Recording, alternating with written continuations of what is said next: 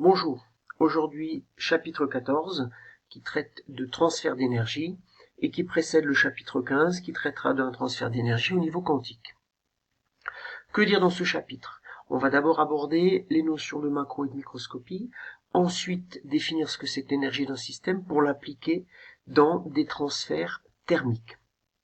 Alors comme vous le voyez dans les compétences exigibles, la première partie traite du passage macroscopique au microscopique, notamment par l'intermédiaire de la constante d'Avogadro.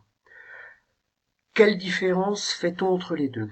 Comme le sens des deux mots le précise, la macroscopie va s'intéresser principalement à des choses en termes non pas de particules, mais de groupes de particules. C'est ce que j'indique là-dedans, dans la première partie, c'est-à-dire que on s'intéresse à un comportement collectif. Alors, comme vous le voyez dans cette enceinte, il y a un certain nombre de petites billes, bleues et rouges, qui constituent des atomes. Ces atomes sont en mouvement. La vision globale de l'ensemble de ces atomes ne va pas être définie par la somme des caractéristiques de chacun d'eux, mais par des notions de groupe. C'est-à-dire que on va parler de pression, on va parler de température, on va parler de volume. Si je détaille un petit peu cette notion de macroscopique, on a donc ici un système fermé. Ce système fermé contient un certain nombre de particules qui sont vues d'un point de vue collectif, c'est-à-dire que on ne distingue absolument pas le nombre de particules qui s'y trouvent ainsi que les caractéristiques de chacune d'elles. D'un point de vue macroscopique, le système va être défini par quoi? Par une pression,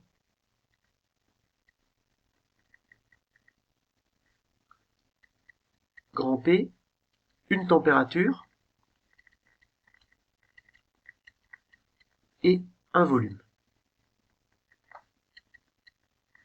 Et donc, la définition du système se fait par ces trois grandeurs-là, qui sont des grandeurs macroscopiques. Et quand on définit le système microscopique, dans la même enceinte, il n'y a que quelques particules, et ces particules sont vues d'un point de vue purement individuel, c'est-à-dire que par exemple, on va s'intéresser bien sûr à des grandeurs macroscopiques, mais surtout au vecteur vitesse, c'est-à-dire à la manière dont chacune de ces particules se déplace. Et le passage du macroscopique au microscopique se fait par l'intermédiaire d'une constante que vous avez déjà rencontrée auparavant, qui est la constante d'Avogadro. D'un point de vue macroscopique, on va parler d'une mole. D'un point de vue microscopique, on parlera du nombre de particules contenues dans une mole, c'est-à-dire 10 puissance 23 particules. Donc voilà ici le passage d'un comportement macroscopique à un comportement microscopique. Abordons maintenant la notion d'énergie d'un système. Dans les chapitres relatifs à la mécanique, on a défini les grandeurs macroscopiques d'énergie d'un système. Donc par exemple ici vous avez une voiture qui roule sur une route plane horizontale à une vitesse v et qui a elle-même une masse petit m. Qu'est-ce qu'on avait appelé énergie d'un système? L'énergie d'un système, c'était l'énergie mécanique, c'est-à-dire la somme de son énergie cinétique, plus la somme de toutes ses énergies potentielles, en l'occurrence, énergie potentielle de pesanteur. Donc tout ça constitue des grandeurs que l'on qualifie de macroscopiques. Maintenant, comprenez bien qu'il y a des grandeurs microscopiques qui interviennent. C'est-à-dire, imaginez que je dise que la voiture ici se trouve à une température de 30 degrés Celsius. Donc maintenant imaginez la même voiture, sur la même route, à la même vitesse, mais cette voiture n'est plus à 30 degrés Celsius, mais à 50 degrés Celsius. Vous comprenez bien que la définition macroscopique de l'énergie mécanique telle qu'elle apparaît là, somme d'énergie cinétique plus énergie potentielle de pesanteur, n'est pas suffisante pour décrire exactement l'énergie de tout le système. C'est-à-dire que la voiture ici a plus d'énergie que là, puisque sa température est plus élevée que précédemment. Conclusion, dans mon bilan énergétique que j'ai noté ici, il manque une grandeur. Cette grandeur, c'est ce qu'on va appeler l'énergie interne, que je vais noter U. Donc, cette grandeur-là correspond à l'énergie interne de la voiture et prend en compte notamment la notion de température, c'est-à-dire que les molécules et les atomes qui constituent cette voiture vont être à une agitation thermique différente de qu'elle soit à 30 ou à 50 degrés. Alors, cette notion est une notion nouvelle. Il est clair que si rien ne change entre ces deux cas, c'est-à-dire la voiture va à la même vitesse, à la même masse et reste sur la même route, vous voyez bien que l'énergie d'un système va changer uniquement d'un point de vue de son énergie interne. Maintenant, je vais m'intéresser à la variation de l'énergie du système. Donc je vais appeler ce premier état l'état 1, ce deuxième état l'état 2, avec à chaque fois les indices qui correspondent. L'énergie cinétique est la même, l'énergie potentielle de pesanteur aussi, ce qui fait que j'écris donc une variation d'énergie mécanique qui sera donc égale à EM2 moins EM1, il y a un 2 ici, pardon, c'est-à-dire, donc on arrive à cette relation-ci, la variation d'énergie mécanique du système est égale à la variation d'énergie interne, étant donné que l'énergie cinétique et l'énergie potentielle sont constantes. Cette variation d'énergie interne se voit par le fait que la température de la voiture est passée de 30 à 50 degrés. Et donc maintenant, comment a pu s'opérer cette variation d'énergie interne? Quand on a une variation d'énergie interne, il y a toujours deux possibilités. Soit c'est parce que vous y avez apporté un travail. Alors quel pourrait être le travail? Par exemple, les forces de frottement de l'air sur la voiture vont la faire chauffer, au même titre que la navette spatiale qui rentre dans l'espace, les frottements de l'atmosphère font que la température de sa surface augmente. Ou, deuxième chose, en faisant un transfert thermique, c'est-à-dire en apportant de la chaleur. Et donc, la variation d'énergie interne peut être égale ou peut être due, plutôt, à un travail d'une force ou un transfert thermique. Alors, comme indiqué dans le cours, la variation d'énergie interne est donc égale soit au transfert thermique, soit à l'échange de travail. Il y a une convention qui dit que lorsque, pour un échange de chaleur ou un échange de travail, lorsque le système physique reçoit, la grandeur reçue est comptée positivement, lorsqu'il donne, la grandeur reçue est comptée négativement.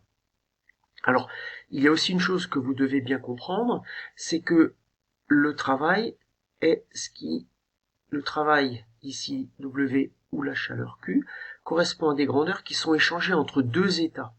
Donc on n'écrira jamais la grandeur delta Q ou delta W, puisque ces deux grandeurs-là, Q et W, donc l'échange de chaleur ou l'échange de travail, intervient entre deux états, l'état 1 et l'état 2. Alors, si je prends un exemple tout simple, prenons par exemple le cas d'un verre d'eau. Donc, un verre d'eau qui contient, imaginons, 18 grammes d'eau. Sa température initiale est 18 degrés, température de la pièce, et sa température finale est 60 degrés. Donc je définis l'état 1, température de 18 degrés, l'état 2, température de 60 degrés. J'ai donc ici une énergie interne U1, une énergie interne U2. La variation d'énergie interne, U2 moins U1. Cette variation d'énergie interne est due à quoi? Elle est due, par exemple, à du transfert, à un échange de chaleur sous forme de transfert thermique ou à un échange de travail. C'est-à-dire en clair que pour chauffer l'eau, soit on a pris un réchaud, soit on a pris par exemple un système de batteur qui a brassé l'eau et le frottement du batteur avec l'eau a permis à cette eau de voir sa température qui augmente. Dans tous les cas, cette variation d'énergie interne qui va s'exprimer en joules, je le noterai tout à l'heure, dépend de quoi? Dépend de la température et surtout de la variation de température donc température finale moins température initiale, dépend quoi? Dépend aussi de la masse d'eau et d'une caractéristique qui va caractériser la manière dont l'eau va recevoir l'énergie qu'elle reçoit. Si je raisonne maintenant sur des unités, la variation d'énergie interne, ce sont des joules. Ici, on a des kelvins. Là, on a des kilos. Conclusion, cette grandeur-là s'exprimera en joules. Kilo moins 1, K moins 1. Donc ici, vous avez la valeur que l'on rencontrera souvent, qui est ce qu'on appelle la chaleur massique de l'eau, qui vaut donc en joules kilo moins 1, K moins 1, 4180. Donc si maintenant je détaille le calcul qui va me permettre de trouver la variation d'énergie interne en joules, la masse 18 grammes, donc en kilo 18 10-3, multiplié par 4180, multiplié par la température initiale, moins la température finale. On arrive donc à un résultat de 3160 joules, qui peut paraître une grandeur relativement importante. Pour simplement la variation d'énergie interne d'un verre de 18 grammes d'eau, donc une mole, dont la température passe de 18 à 60 degrés. Alors, en remarque, je propose le calcul suivant. Si l'énergie potentielle de pesanteur de ces 18 grammes d'eau devait varier de 3160 joules, de combien doit-on élever le verre d'eau? Alors le calcul il est simple, vous avez delta EPP, qui vaut donc 3160, et qui va valoir mg fois la différence d'altitude, Z1 moins Z2. C'est-à-dire, donc le calcul est relativement simple, et surtout très surprenant de par son résultat, c'est-à-dire que vous vous rendez compte que l'altitude, la variation d'altitude de ces 18 grammes d'eau pour emmagasiner une énergie de 3160 joules est de plus de 17 km. Donc vous voyez qu'en fait, l'énergie thermique qui est emmagasinée, la variation d'énergie interne qui est emmagasinée dans ce verre d'eau, pour 18 grammes, ces 3160 joules constituent quelque chose qui est relativement important. Alors la deuxième partie du cours va traiter plus spécifiquement des transferts thermiques, c'est-à-dire de l'échange de chaleur en termes de variation d'énergie. On a principalement trois types de transferts thermiques. On a la conduction. Alors vous avez ici trois petits schémas qui expliquent bien les choses. La conduction, c'est un mode de transfert qui s'effectue sans transport de matière. Vous avez une agitation thermique qui se transmet de proche en proche au sein de la matière.